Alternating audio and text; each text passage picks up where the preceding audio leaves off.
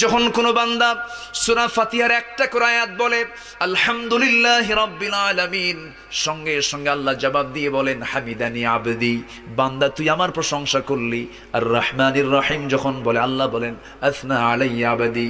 মালিক ইয়াউমিদ্দিন যখন বলে আল্লাহ বলেন মাজ্জাদানি আবদি।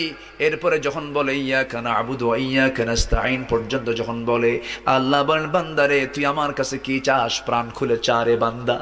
ইহদিনাস সিরাতাল মুস্তাকিম থেকে শুরু করে নিয়া ওয়ালাদ-দাল্লিন পর্যন্ত যখন বান্দা বলে তখন আল্লাহ বলেন বান্দা নামাজের মধ্যে এমন প্রেমের খেলা খেললি বান্দা, তুই যা চাইলি সব আমি আল্লাহ কবুল করলাম।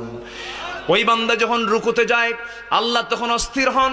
ওই বান্দা যখন সিজদায় যাওয়ার জন্য প্রস্তুতি নাই, সমস্ত ফেরেশতাকে ডাক দিয়ে বলেন ও ফেরেশতারা, এই বান্দাগুলো আমাকে দেখলো না, রাসূলকে দেখলো না, কোরআনকে দেখে হাদিসকে বিশ্বাস করে আমাকে খুশি করার জন্য তার সব